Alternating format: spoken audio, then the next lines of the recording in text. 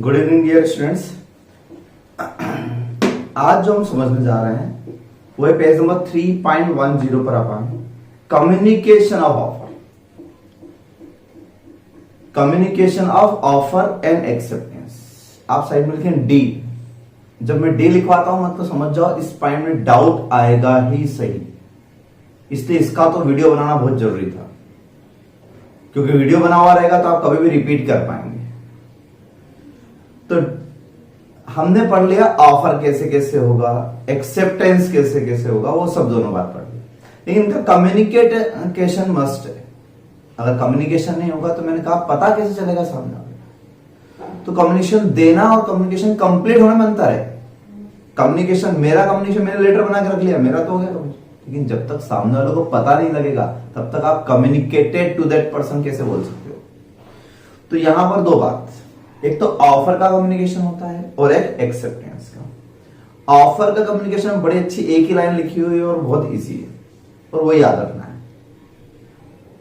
Offer communication of offer complete when it comes to the knowledge of person to whom it is made. मैंने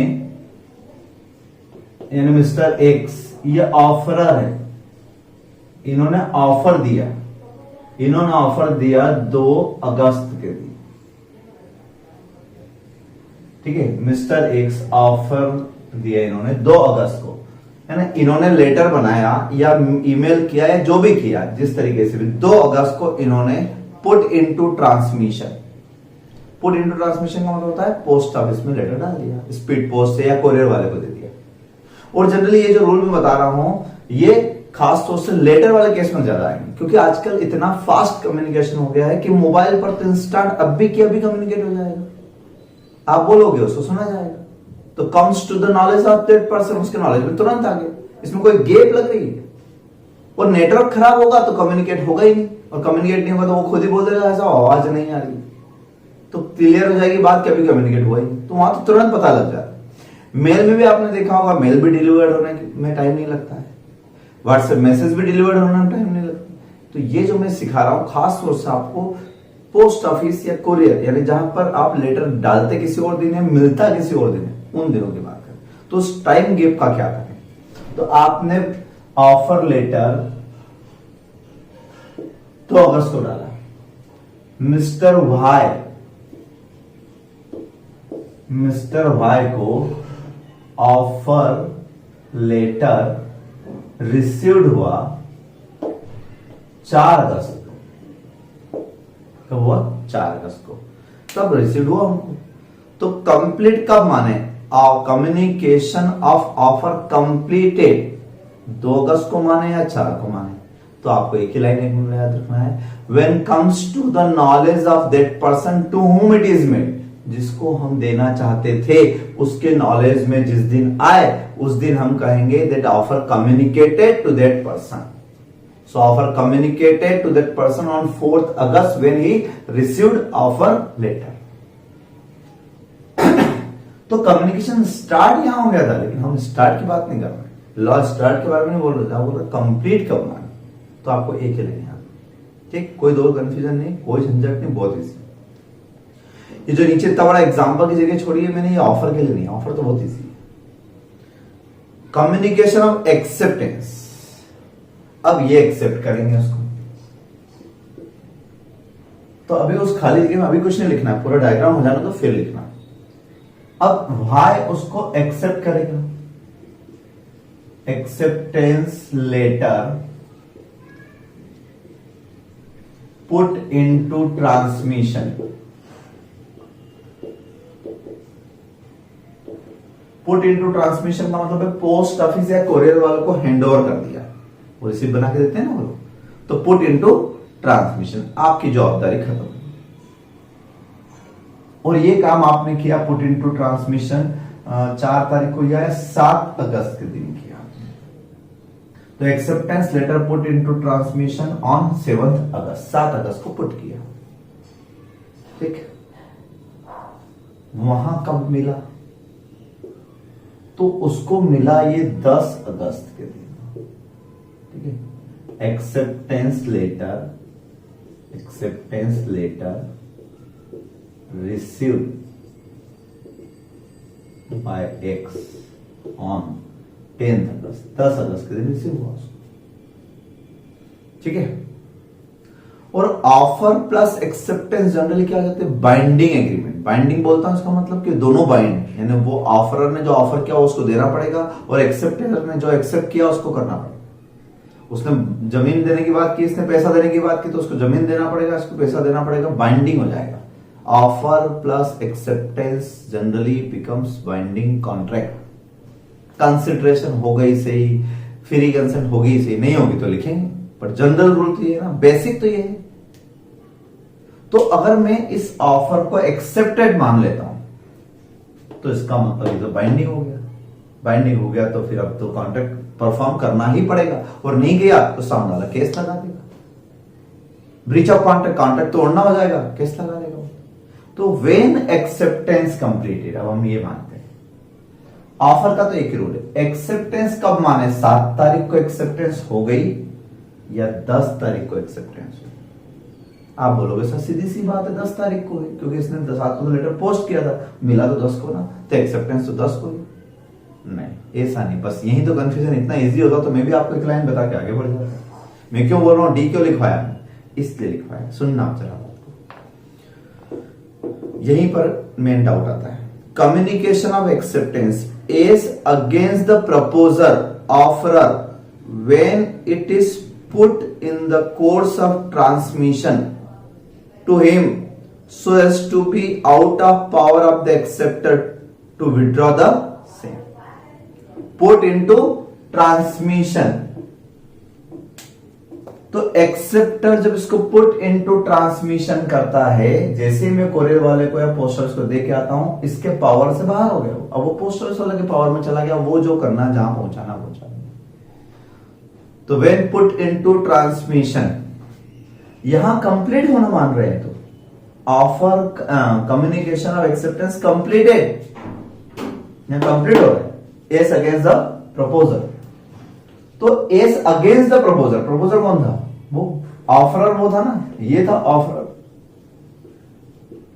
तो इसके against में ये वाली date 7 तारीख, एस अगेंस्ट। अब सर अगेंस्ट का मतलब, अगेंस्ट का मतलब ये है कि इसके अगेंस्ट अगर हमें केस लगाना है ऑफरर, यानी अगर मिस्टर वाई एक्स के अगेंस्ट में केस लगाना चाहते हैं, किसके अगेंस्ट में, एक्स के, तो 7 तारीख मानेंगे।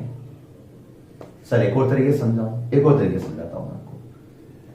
मतलब ये हुआ कि मिस्टर एक्स कब से बाइंड होना स्टार्ट हो जाएंगे, यानी मिस्टर एक्स के पॉइंट ऑफ व्यू से कब कॉन्ट्रैक्ट कंप्लीट हो गया, तो व्हेन ऑफर प्लस एक्सेप्टेंस, तो ये बाइंड हो गया 7 तारीख से। जैसे इसने लेटर पुट इनटू ट्रांसमिशन किया, ये बाइंड हो गया, यानी इनकी तरफ से एक्सेप्टेंस कंप्लीट है, और एक्सेप्टेंस कंप्लीट है मतलब कॉन्ट्रैक्ट कंप्लीट है। तो mister X is liable to perform their promise. उन्होंने जो ऑफर किया था वो परफॉर्म करना पड़ेगा, वो मना नहीं कर सकते। कल से वो बोलते हैं नहीं मैं तो परफॉर्म नहीं करूंगा क्योंकि मेरे पास लेटर पहुंचा ही नहीं 7 तारीख को। तो लॉ ये बोलता है कि as against proposer, as against offerer, contract completed, contract concluded, finish when letter of acceptance put into transmission. तो वहां जब लेटर डालेगा तो उसके पॉइंट ऑफ व्यू से, यानी उसके अगेंस्ट में अगर हमको केस लगाना होगा तो कंप्लीट है। ठीक, चलिए वहां के लिए क्या बोल रहे हैं, एस अगेंस्ट द एक्सेप्टर, इसके अगेंस्ट में केस लगाना। मान लो ये बाद में 7 तारीख को लेटर डाल दिया इसने, और फिर मना कर रहा है, नहीं मैं नहीं कर पाऊंगा ये कॉन्ट्रैक्ट मेरी तरफ से कैंसिल है, तो अब ये केस लगाना चाहता है इसके अगेंस्ट में। तो ये बाइंडिंग कब से होना स्टार्ट होगा, जब 7 तारीख को इसने पुट किया उस दिन से, या क्या लिखा, when it comes to the knowledge of proposal. अब यहां पुट इनटू ट्रांसमिशन नहीं लिखा, comes to the knowledge of proposal, और प्रपोजल का नॉलेज में कब आया, 10 अगस्त को। तो ये डेट किसके लिए रहेगी, इसके लिए रहेगी। आई बात समझना आपको। तो यहां पर ये डायग्राम बनाने का वो है, और याद कैसे रखोगे, तो ये डायग्राम जब भी कोई क्वेश्चन डेट वाइज आए आपके दिमाग में मेरा ये वाला डायग्राम बनाना चाहिए कि सर ने क्रॉस कुछ बताया था, याद रखने का तरीका बता रहा हूं, ठीक है ना। Means mister Y is liable on from 10 August, 10 अगस्त से लायबल होंगे, क्योंकि जब तक इसको पता ही नहीं लगा तब तक ये केस कैसे लगाएगा। इसका मतलब ये हुआ, अभी आगे पढ़ेंगे, क्या मिस्टर वाई 7 और 10 के बीच में अपना लेटर वापस मंगवा सकते हैं, क्योंकि ये तो लायबल है ही 9 तारीख से पहले लेटर वापस मंगवा लें तो लायबिलिटी खत्म। तो इनकी लायबिलिटी कब से स्टार्ट होगी, as against the acceptor from 10th August when letter of acceptance received by proposer, तब से इनकी स्टार्ट होगी। तो अभी क्रॉस में याद को आपको याद रह जाएगा, जब भी कोई क्वेश्चन आए कोई भी आप डायग्राम बना के करना, आपको इजीली याद हो जाएगा, वरना यूं तो आप 10 बार भी पढ़ते रहोगे तो समझ में नहीं आएगा, ठीक है। इसलिए मैं फिर से बोल रहा हूं, सुनना, offer communicated when it comes to the knowledge of person to whom it is made, एक है।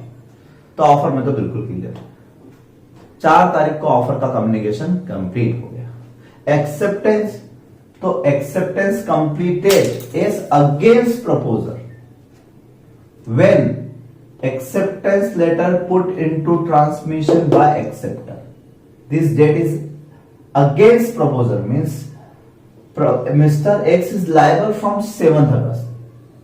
Contract is binding on X from 7th August, but contract is not binding to Y on 7th August. Y is binding on 10th August when it comes to the knowledge of that person, when it is received by that person. ये cross याद रखना तो easily याद होगा, कोई भी question बिना उसके नहीं कर पाओगे। स्कैनर में भी होगा क्वेश्चन, अभी मैं भी बताऊंगा, उसमें भी इजी होगा, तो ये याद रखें। आगे अगले पेज पे, if letter of acceptance is lost in transit, इसने लेटर 7 तारीख को पोस्ट कर दिया, पोस्ट ऑफिस वालों ने घुमा दिया, पहुंचा ही नहीं वहां तक, तो क्या लिख रहे हैं, acceptance is completed as against the offerer once the letter of acceptance is posted. इसके अगेंस्ट में तो पोस्ट करना इंपॉर्टेंट है, बस लेटर बाद में घूम जाए इससे कोई मतलब नहीं। तो mister X is liable on 7th August even if letter lost in transit by post department or by courier. Even if letter is lost in transit, acceptance is still valid. Acceptance is still valid against X, provided that the acceptor has. तो इसके against में आप case लगा सकते हो, even if letter of acceptance is lost in transit, रास्ते में घूम गया तो भी, लेकिन इसके इसलिए केस नहीं लगा पाएंगे, क्योंकि अगर लेटर घूम ही गया होगा तो उसको मिला ही नहीं होगा, और जब मिला नहीं होगा तो इसके अगेंस्ट में केस नहीं लग पाएगा। तो proposer offerer is liable from the date when put into transmission even if it is lost in transit, subject to condition provided that acceptor has properly addressed it to offerer. यानी इसने जब letter post किया तो बराबर letter पे सही सही address लिखा, इसकी भी तो ड्यूटी बनती है, वो लायबल ऐसे ही है, लेकिन इसने खाली एनवलप डाल दिया था, तो वो क्यों लायबल होगा। तो क्या प्रूव करना पड़ेगा इसको कि मैंने बराबर एड्रेस लिखा था, properly address, affix correct value of stamp, उस पर टिकट लगाना रहती है, टिकट बराबर लगाई थी इसने, and in fact posted in post office, इसने बोला था पोस्ट ऑफिस में पोस्ट किया था, और आजकल के जमाने में कोरियर, तो कोरियर में पोस्ट किया था। ऐसा नहीं कि वो टिकट लगा के एड्रेस लिख के और नदी में डाला था या किसी भिखारी को दे दिया, प्रॉपरली पोस्ट किया, तो प्रॉपरली एड्रेस था, प्रॉपरली फिक्स्ड स्टाम्प था, प्रॉपरली पोस्टेड था, देन एक्स इज लायबल। ठीक है, acceptor is deemed to have done everything when he posts his acceptance to offerer. He cannot be held responsible for event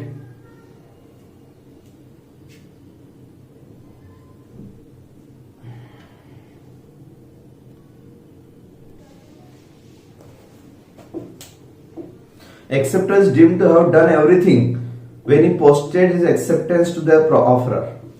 मतलब इसने अपनी तरफ से अगर प्रॉपरली पोस्ट कर दिया तो इसकी ड्यूटी खत्म हो जाती है ना।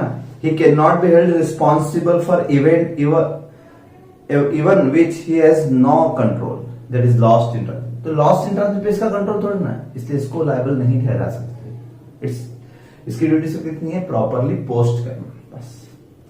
तो अगर कभी ऐसा केस आता है कि कोई केस में आपको अगर lost in transit letter of acceptance, तो आपको लिखना ये है कि X is liable from the date when put into transmission, even if letter of acceptance lost in transit. अब अगला part, revocation of offer and acceptance. Revoke करना मतलब वापस लेना, revocation of offer and acceptance कब कब वापस ले सकते हैं? तो पहला पैराग्राफ नीचे लिखा है डार्क लेटर में, time limit with in which offer can be revoked. ठीक है, तो ये डायग्राम तो आप इस खाली वाली जगह पे बना लेना, पेज नंबर 3.10 का। ठीक, अब हम इधर आते हैं। इधर अभी कोई जगह नहीं छोड़ी मैंने, लेकिन पहले इसी से समझते हैं कि कब तक ऑफर रिवोक कर सकते हैं। रिवोक मतलब वापस। इसने ऑफर दिया 2 तारीख के दिन, I want to sell my house for ₹10 lakh. बाद में अचानक इसका मूड बदल गया, नहीं नहीं अभी नहीं बेचना मकान, आगे वैल्यू और बढ़ेगी। तो कब ये ऑफर को रिवोक कर सकता है? तो लिखा हुआ है offer can be revoke at any time before communication of acceptance is completed. Communication of acceptance is completed as against proposal. तो communication of acceptance completed as against proposal तो यहां होता है पुट इनटू ट्रांसमिशन के लिए, but not afterwards. इसका मतलब ये कि offer can be revoked until is it accepted, until it is accepted by acceptor। जब तक ये एक्सेप्ट नहीं होगा तब तक वो ऑफर ऑफर रहेगा, और once accepted it becomes binding contract. मैंने आपको बार बार बताया, ऑफर अगर एक्सेप्ट हो जाए तो ऑफर और एक्सेप्ट में दोनों वर्ड हट जाते हैं, फिर कॉन्ट्रैक्ट वर्ड आ जाता है, एग्रीमेंट वर्ड आ जाता है। तो जब तक ऑफर ऑफर के डेफिनेशन में रहेगा तब तक आप रिवोक कर लो, और ऑफर ऑफर कब तक रहेगा? जब तक कि पुट इनटू ट्रांसमिशन ना हो जाए। तो दूसरे शब्दों में क्या लिखा है? In other words an offer can be revoked at any time before the letter of acceptance is duly posted by acceptor। यानी यहां तक तो ऑफर कैन बी रिवोक, चाहे ऑफर लेटर मिल गया इसको 4 तारीख को, मिलने के बाद भी रिवोक कर सकते हो, क्योंकि जब तक वो एक्सेप्ट नहीं हुआ है तब तक वो एग्रीमेंट नहीं बना है, और जब तक वो एग्रीमेंट नहीं बना है मैं अपना ऑफर वापस ले सकता हूं। तो ये याद रखना, offer can be revoke until is acceptance letter put into transmission by acceptor। ये 3 लाइन याद रख सकते हो, बहुत सिंपल है। एग्जाम्पल वापस से दिया हुआ मैंने, इस तरह के एग्जाम्पल है, आप चाहो तो डायग्राम बना के चेक कर लेना अपनी कॉपी में, तो एक बार याद हो जाएगा। अब time limit with in which acceptance can be revoked. Acceptance revoke कर सकता है क्या? इसका मूड बदल गया, 7 तारीख को लेटर डाला है, 8 को मूड बदल गया, अरे यार एक्सेप्टेंस नहीं करते हैं, सौदा गलत है, वापस ले लो। तो क्या कर सकता है? तो क्या लिखा हुआ है?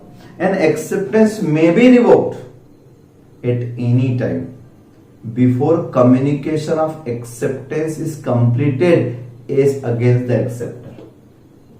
एज अगेंस्ट द, ये तो इलीगल लैंग्वेज, यानी 10 तारीख। When communication of acceptance completed as against the acceptor. ये लायबल कब से होने वाला था? 10 से। इसका मतलब 10 से पहले लायबल नहीं था। तो जैसे ये 7 तारीख को पुट इनटू ट्रांसमिशन करता है तो ये तो लायबल होता नहीं, लायबल तो वो होता है। ये कब से लायबल होता? 10। तो इस टाइम गैप का यूज आप कर सकते हो ना। आप 7 तारीख के दिन आपने लेटर डाल दिया, अब आपका 8 तारीख को या 9 तारीख को मूड बदल गया, तो आपका लेटर वहां पहुंचे ये वाला, उससे पहले आप एक काम करो कि तुरंत रिवोकेशन लेटर पहुंचा दो। रिवोकेशन लेटर पहले पहुंचना चाहिए। अगर एक्सेप्टेंस लेटर पहले पहुंच गया तो फिर आप लायबल हो जाओगे, और रिवोकेशन लेटर आपका 11 को पहुंचा तो रिवोकेशन नहीं हो पाया, फिर ऑफर एक्सेप्ट हो गया, इसका मतलब बाइंडिंग हो गया आपके ऊपर। तो आपको कुछ फास्टर मीन्स, जल्दी क्विकर मीन्स से आपको फटाफट भेजना पड़ेगा। तो एक आदमी पहुंचा दो डायरेक्ट, या फोन लगा दो, ठीक है। तो क्विकर मीन्स से वो पहुंचे उससे पहले पहले आपको ये पहुंच जाना चाहिए 9 तारीख, या 10 अगस्त को भी पहुंचे तो वो लेटर पहुंचा अगर मान लो शाम को, तो ये सुबह पहुंच जाना चाहिए, ठीक है। तो क्या लिख रहे हैं? Acceptance may be revoked at any time before communication of acceptance is completed against acceptor. अगर आप ये लाइन नहीं लिख पाते हैं बट नॉट आउट, तो आप अगली लाइन लिखते हैं, an acceptance can be revoked at any time before the letter of acceptance is actually received by proposal. ये लाइन तो लिख सकते हो। तो letter acceptance can be revoked before the letter of acceptance received by proposal, उससे पहले पहले आप कर लो, ठीक है। सपोज इन द एग्जाम्पल वगैरह ये मैंने आपको बता दिया। तो ऑफर यहां तक रिवोक हो सकता है क्योंकि ऑफर अनटिल एक्सेप्टेड यहां तक होता है, और एक्सेप्टेंस कहां से कहां तक? तो टाइम गैप बिटवीन दिस। अच्छा, ऐसा केस हो कि सर ये बात तो समझ में आ गई कि यहां से आपने 7 तारीख को ये भेजा, 8 तारीख को आपने रिवोकेशन लेटर भेजा और 9 को पहुंच गया, तो रिवोकेशन पहले हो गई। अब भाई बाइंडिंग नहीं, क्योंकि उसने अपनी एक्सेप्टेंस वापस ले ली। लेकिन सर अगर दोनों सेम डेट पे पहुंच जाए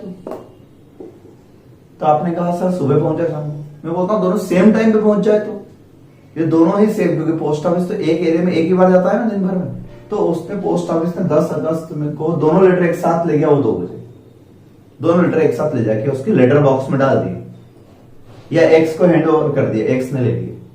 अब क्या होगा सर?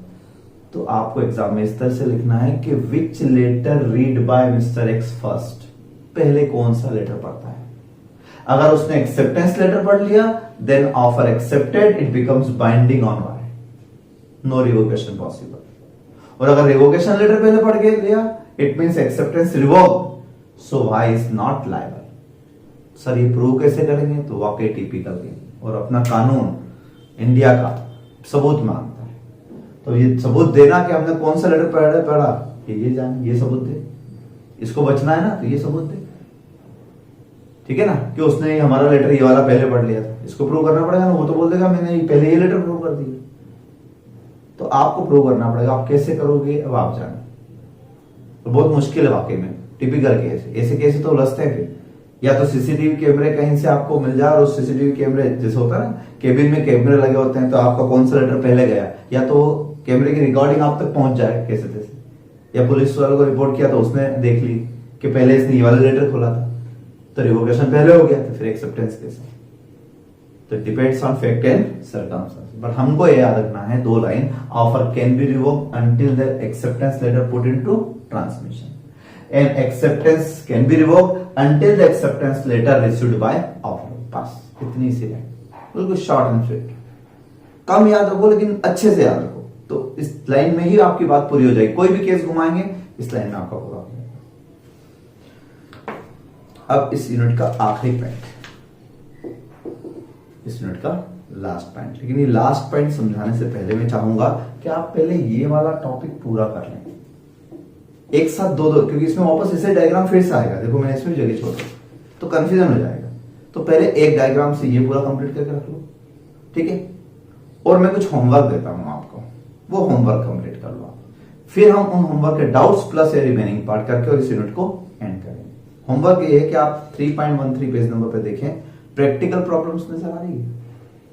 मैंने आपको इस पूरी यूनिट में ऑफर से रिलेटेड, एक्सेप्टेंस से रिलेटेड बहुत सारी बातें बताई। बड़े अच्छे अच्छे एग्जाम्पल अलग अलग बुक से ढूंढ के लाया हूं। नोट्स बहुत अच्छे से बनाए गए हैं, बहुत सारे, यानी स्टडी मटेरियल से ज्यादा कंटेंट आपको इसमें मिलेंगे। इसलिए आप ऐसे में से कुछ भी नहीं पढ़ना है आपको। अब डबल मत करना हो, कोई भी दोहरी राजनीति मत करने बैठ जाना कि उधर से भी कंफ्यूज होगा बहुत बुरी तरह से, और याद भी नहीं रहेगा कहां से क्या याद करा, भूल जाओगे। एक जगह से याद करते तो याद रहता है कि हाँ यहां पर ऐसा लिखा था, वहां ऐसा लिखा, इसलिए आप सिर्फ नोट्स से पढ़ो। तो आपको ये प्रैक्टिकल प्रॉब्लम सारी करना है, ठीक है, जितनी भी दे रखी 23 प्रॉब्लम दे रखी 23 है ना। ये सारी की सारी प्रॉब्लम आपके लिए होमवर्क है।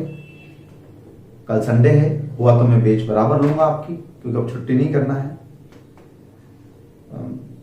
23 क्वेश्चन है आपको, ये करके आओ, ठीक है। कल भी मैं बाहर गया था, आज भी मैं बाहर जा रहा हूं, बस आपको पढ़ाने के तुरंत बाद। लेकिन मैं चाहता हूं गैप ना आए, इसलिए मैं वीडियो बना के और फिर रवाना होता हूं। तो आप इतना कंप्लीट करें। 23 क्वेश्चन, निश्चित तौर से डाउट आएंगे, मुझे पता भी कौन कौन से क्वेश्चन आएंगे, लेकिन मैं पहले नहीं बताऊंगा, वरना आपको जानबूझ के उसमें डाउट आ जाए। तो आप शांति से, इत्मीनान से, और जहां अटको वहां उस पॉइंट पे जाना। जैसे ऑफर में कहीं पॉइंट अटका तो ऑफर वाले पॉइंट पे जाना। एक्सेप्टेंस से रिलेटेड कोई बात है तो एक्सेप्टेंस पे जाना। डेट वाइज कोई क्वेश्चन आया तो इसे डायग्राम बना के करना, कॉपी में करना, कॉपी में, कि सपोज एग्जाम में अगर ये आता तो मैं कैसे लिखूं। यहां तो आंसर यस नो में मिलेंगे आपको, लेकिन एग्जाम में तो पूरी थ्योरी लिखना है ना। सपोज ये पहला केस आया आपको, are the following valid offer, तो लिखा है a garment store gave the following advertisement in newspaper, special sale for tomorrow only, men's night suit 200 to 100, 200 का 100 रुपए में कल के लिए। आज भी से इंडिपेंडेंस डे के दिन ढेर सारे एड आए होंगे। हाँ मैं एक बात भूल गया, हैप्पी इंडिपेंडेंस डे, स्वतंत्रता दिवस की शुभकामनाएं आप सभी को। तो अगर आज मान लो कोई सेल का एड आता है पेपर में, बहुत सारे सेल आते हैं, तो वो ऑफर नहीं होता है, वो इनविटेशन टू ऑफर होता है, ध्यान रखना। क्योंकि उसको पढ़ के आप जाते हो तो अगले स्टेप क्या होगा, आप जाते हो तो क्या बाइंडिंग एग्रीमेंट बन गया।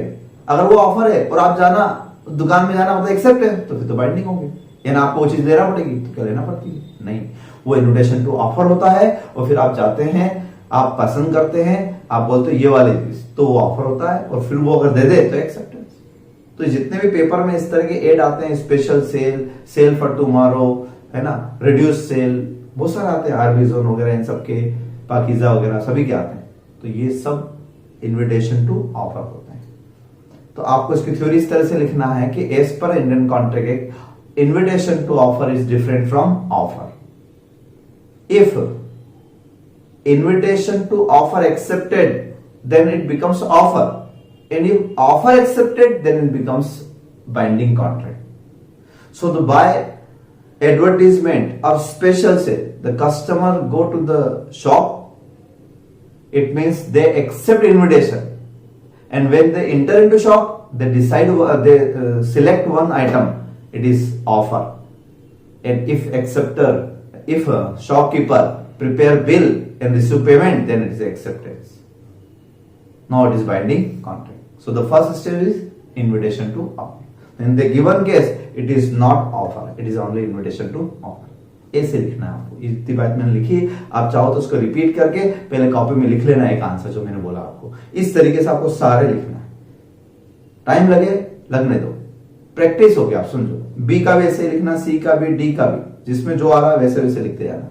और कहीं कंफ्यूजन होता है, पहले आप अपने माइंड में आंसर प्रिपेयर करना कि सर ने बोला था कैसे लिखना है, इस पर इंडियन कॉन्ट्रैक्ट सो है, सो ऑफर है तो ऑफर के बारे में लिखना है, एक्सेप्टेंस है तो एक्सेप्टेंस के बारे में लिखना है, डेट है तो डेट के बारे में रूल लिखना, प्रोविजन, सबसे पहले क्या लिखना, प्रोविजन कि इंडियन कॉन्ट्रैक्ट क्या बोलता है, तो इस पर Indian contract act invitation to offer is different from offer, it is not contract. फिर आपको लिखना है कि in the given case so and so. Acceptance के बारे में लिखना है तो acceptance must be qualified, must be unqualified and absolute. So in the given case, the acceptance is qualified, it is counter offer. कहीं कम्युनिकेशन के बारे में आया तो as per Indian contract offer must be communicated, in the given case there is no communication of offer, so the offer is invalid offer. इस तरह की चीजें लिखना है आपको। कोई कंसिडरेशन से बारे में बात आए, अनलॉफुल चीज आ जाए, तो in the given case as per Indian contract is valid if it is legal binding, but in the given case it is for the purpose of unlawful, murder order का कोई क्वेश्चन आ जाए तो इस तरह से लिख सकते हो, it is illegal, illegal contract always wide.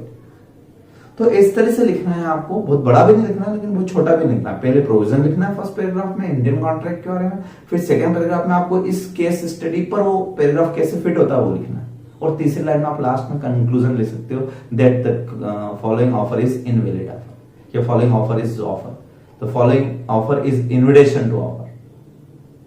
ठीक है ना, इस तरीके से आपको लिखना है। क्लियर? चलिए लिख के बताएं मुझे, फिर हम आगे बढ़ते हैं। Okay, thank you so much.